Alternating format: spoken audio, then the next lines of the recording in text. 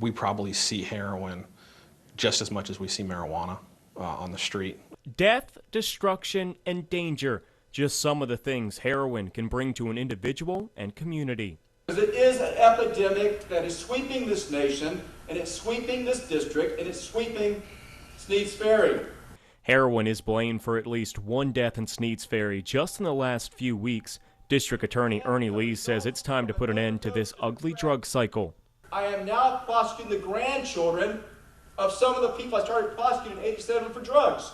A lot of times when people are given probation, they go back out on the street, they do what they do. Onslow County Sheriff Hans Miller wants to make a distinction between users and sellers. He wants to see a 3-strike rule put in place for sellers where plea deals aren't made and sentences are lengthened. For addicts, a different technique. When somebody's addicted, that is a disease that needs treatment. So let's not just put them away in jail. Addiction and substance use disorders, they are a public health problem, not a criminal justice problem. Dr. Vivek Anand with ECU Psychiatry says the correlation between painkillers and opiates prescribed by doctors and heroin on the streets is strong. They work on a similar receptor system in the brain. When you take heroin, heroin is actually converted into morphine, and morphine is a commonly prescribed medication. This correlation has caused the CDC to hand down new guidelines asking physicians who prescribe these types of drugs to find more effective ways to treat pain. Pastor Tommy Yopp with Salem Baptist Church in Sneads Ferry knows all too well how addictive opiates can be. I didn't want to die and leave my 2 girls without a father. Yopp has now been sober for 5 years, finding new life and coming out to his congregation.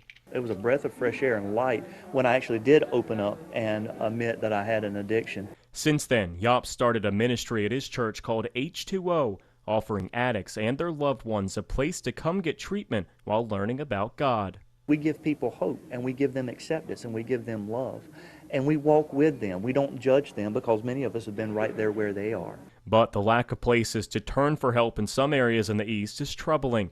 In Jacksonville, the number of heroin incidents have dramatically increased from 56 in 2014 to already 33 in the first quarter of 2016. In Greenville, overdoses last year nearly doubled the number from the previous 2 years.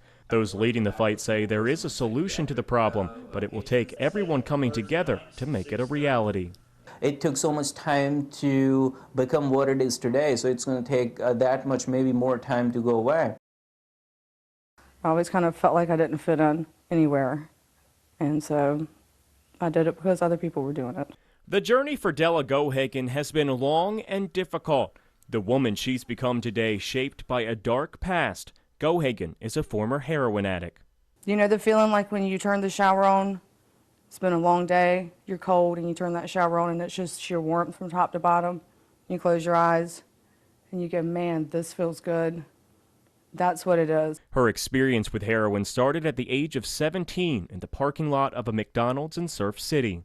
I would settle for pain pills after that, but I didn't want them. Heroin is what I wanted. From there, her life spiraled out of control. For the next several years, Gohagen lost her family, job, money, house, but most importantly, her self-worth. I missed every Christmas, every Thanksgiving, every Easter, every birthday. During these trying times, the consequences of her actions didn't matter. Occasionally, she would think about quitting, but continued to fall right back into the lifestyle of a heroin addict. I could never get over the sound of my mom begging me to come home. Broken relationships with her family weren't enough to overcome the addiction. Few things were, until one day in December of 2013 in Wilmington, when Gohagen came face to face with death. And I parked at the Wachovia downtown, and I shot up. And the next thing I know, I was in the back of an ambulance with them calling out my name, and it was almost like waking up from a dream. She had overdosed on heroin, passing out behind the wheel and rolling down the hill on Gray Street in downtown Wilmington. It actually rolled through 2 red lights, and a Good Samaritan realized what was happening and pulled his car in front of her and intentionally let her run into the back of him. Her car rested along a power pole, luckily right in front of an EMS station. Once paramedics found out she had overdosed, they quickly revived her with Narcan, saving her life in more ways than one. Nothing happens by coincidence. The Lord has a plan for us all, whether you're a believer or a non-believer. Now, more than 2 years later, Gohagen is sober and is finally meeting the men she says saved her life that December day. Doing well. I'm Eric. Good. I'm Della. It's nice to see you again. It's a rare occurrence for first responders to see such a turnaround, even rarer to find out how big an impact their actions made. Most of the time when we see people we've interacted with previously, it's, like I said, another negative interaction.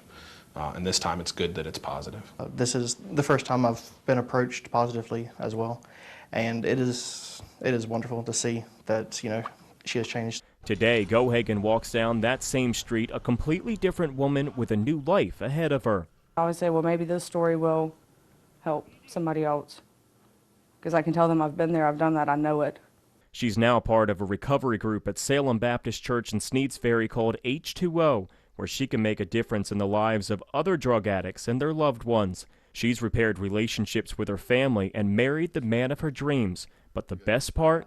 I can hold my head up high. What is the best part? What wouldn't be the best part?